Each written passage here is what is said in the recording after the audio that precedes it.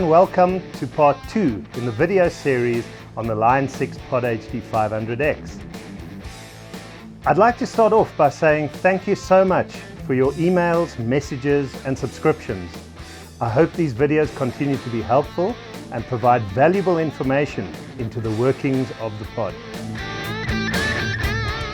From the responses I've received, users have requested more information on how I create my own patches, especially with regard to tight, focused, crunchy tones.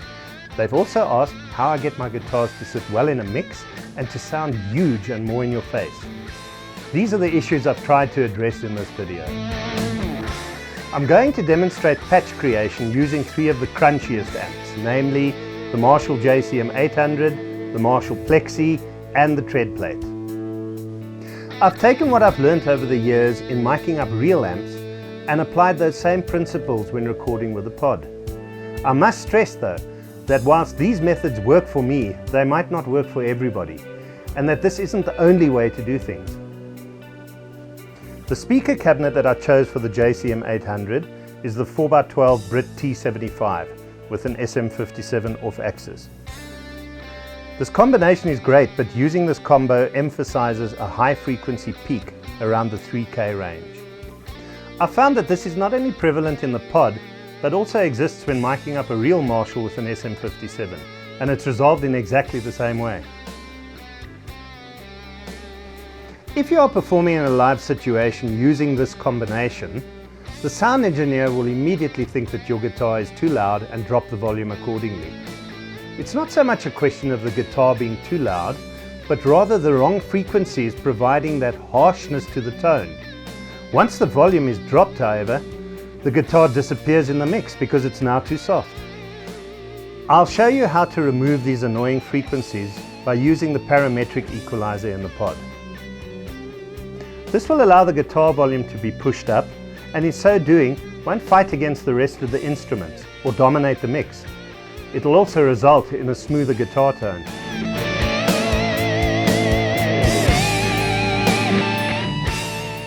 The Brit J800, 57 off axis and 412 Brit 4x12 Brit T75. Let's pull the drive down.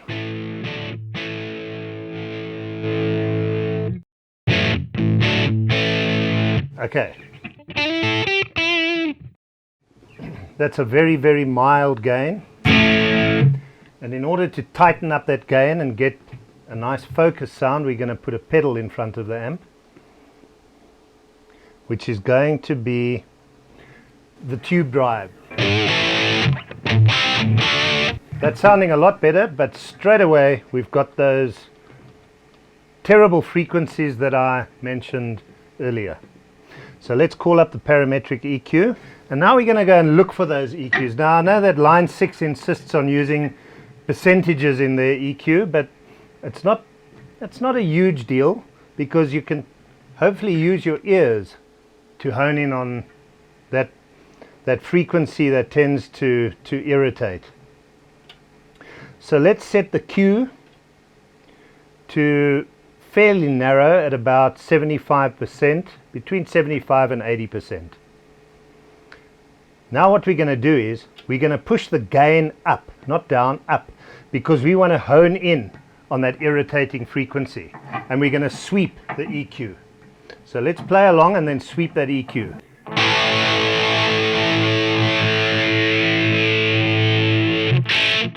There, you can hear. That is that awful frequency that seems to be accentuated. So now that we know what the frequency is, and it's sitting around about 82%, which translates to roughly around the 3K area. So now we go to the gain on the parametric and we reduce that gain. So now we end up with a sound similar to this.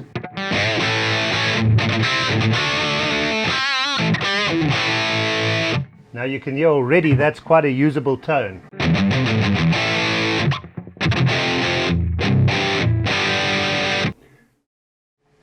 Okay, and you can hear a bit of noise at the beginning as well. So what we're going to do is we're going to move this tube distortion 1 notch in, and then we're going to apply a noise gate, which takes away all the noise.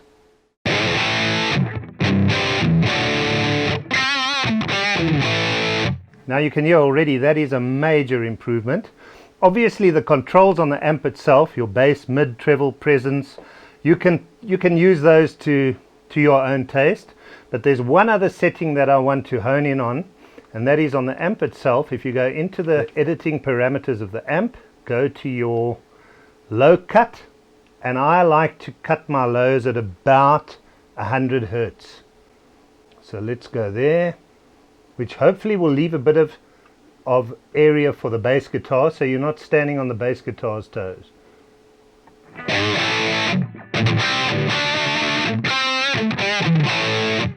Now that's a fairly tight, focused, crunchy kind of backing for the JCM 800.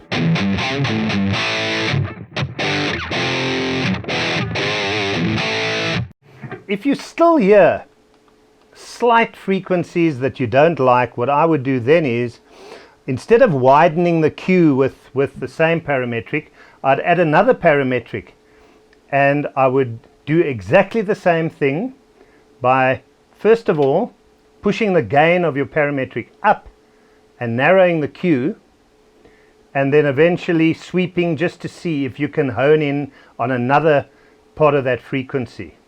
So let's do that.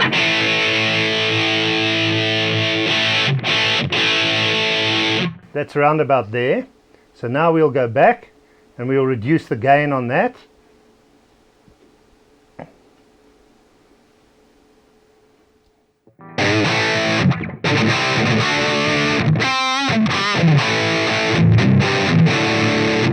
Okay, so now we've got our JCM 800, which is a fairly decent raw tone to work with. What I'm going to do now is I'm going to take out both those parametrics and let you hear the gain without them.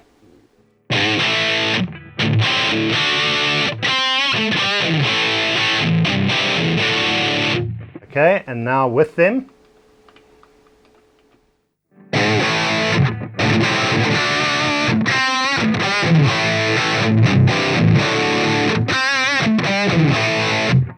You can also, if you find it still very bright, you can drop your presence and your treble on the amp.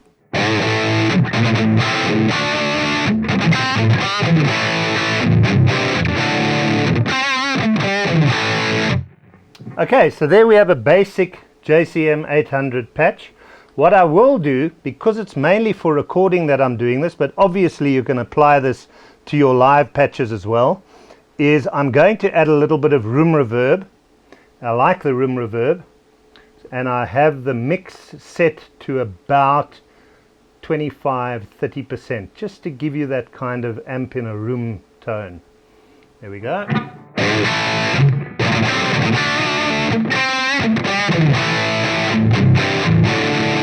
Okay, and maybe it's a bit too much. Let's drop it down to about 20.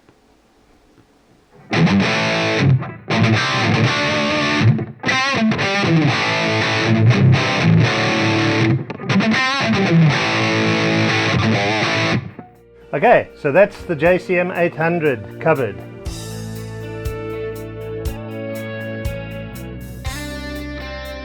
We're going to now move on to the Marshall Plexi. I'm going to treat it exactly the same way as I treated the JCM 800. First of all, what I'm going to do is I'm going to add a noise gate right in first in the chain, and then I'm going to go and select my Marshall Plexi. Now the default for the Plexi Lead 100, it uses the Greenback 25s and the 421 microphone. I'm going to change that. I prefer the Brit T75 and the SM57 off axis. This is what the amp sounds like on its own.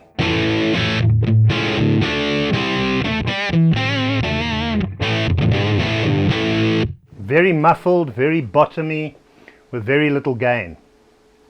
The first thing I'm going to do is, while I'm busy on the amp, is go into the amp parameters, and I'm going to roll off the bottom end at about 130, 140, because this amp does seem very bottom heavy. Okay, that's at 146. Let's hear it.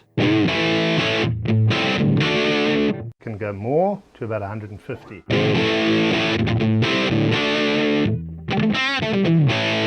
And as you can hear, that's a very low gain once again. So what I'm going to do is I'm going to add my tube distortion.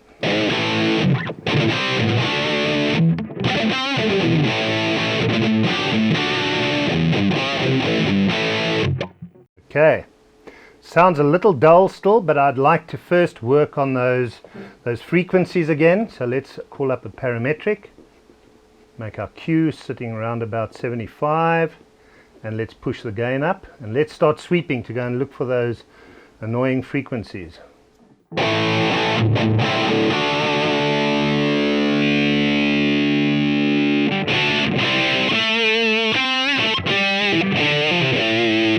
That's definitely the frequency. We're sitting at about 80%, so let's go back now and let's reduce that.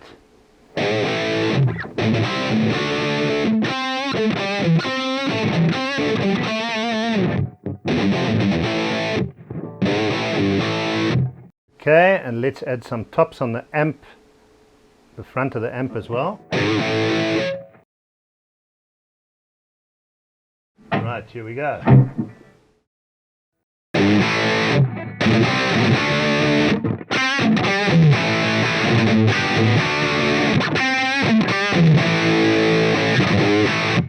Let's reduce the gain on the amp a bit more, okay, and increase the volume.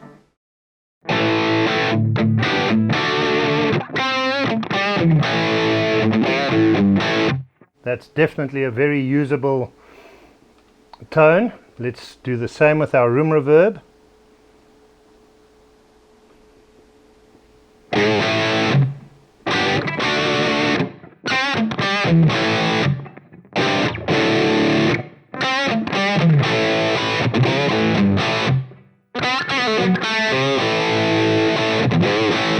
And there we go, that's our plexi. Okay, next amp, the tread plate. Once again, let's put our noise gate in front and then go and look for the tread plate. There we go. I'm going to leave the microphone the same, I'm going to leave the speaker cabinet the same, and let's just play a little with that tread plate.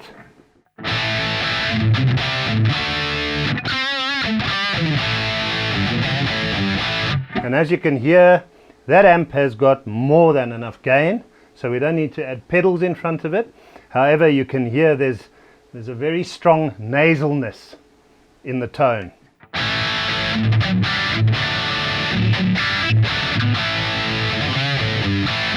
And that would irritate anybody if you crank that up to a really decent level. So once again, we're going to call up the parametric. And the same story, let's set our Q to about 75%, 77%. Push the gain up, and let's go back to our frequency and let's start sweeping. Let's go look for that nasalness.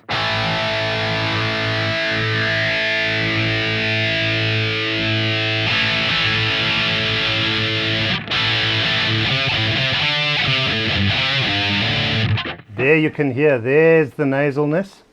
And we're sitting at around 84%. So let's go back to our gain and reduce that. You'll have to experiment with your amount that you're reducing the gain. I'm sitting at about 37%.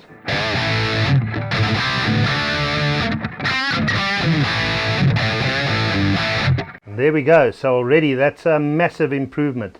You're not gonna start irritating people with those harsh frequencies. Okay, one thing again, going into the amp settings, there's a lot of bottom end on that amp, so I want to push the low cut to about the same thing, round about 150, but we'll have to just play it by ear, see what works.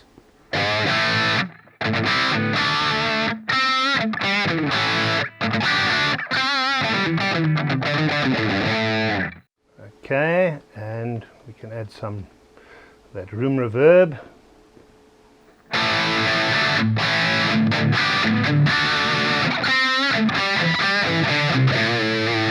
What you'll notice on the tread plate is that the amp controls, the mid treble presence, it makes a far bigger difference on this amp than it does on the Marshalls.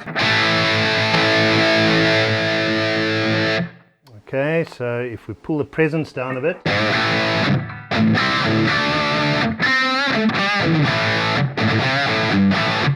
and that's a nice crunchy tone.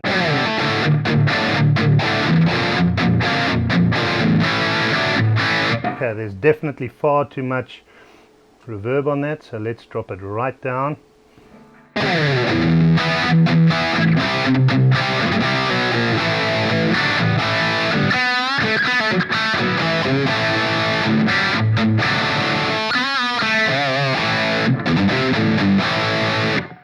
Okay, if you want a bit of brightness, increase the presence.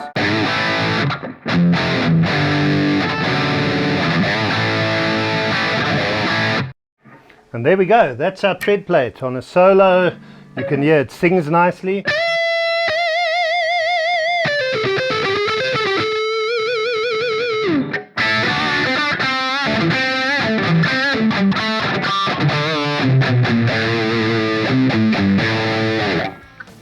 And that's just by doing a couple of little things with parametric EQ and rolling off your bottom end. That guitar, I can guarantee you, will sit very nicely in a mix. You're probably creating your patches at home in a fairly dead room. Be very careful about adding too much reverb to your patches, as reverb can also push a guitar far back in the mix. In a live situation, I far prefer adding no reverb to my patches and allowing the room itself to provide the natural ambience.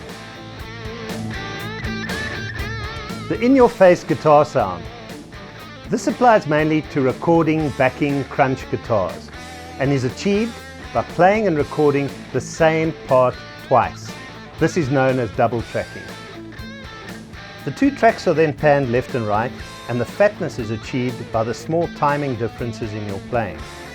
It's also a good idea to reduce the gain on these backing parts slightly to achieve more definition in the tone.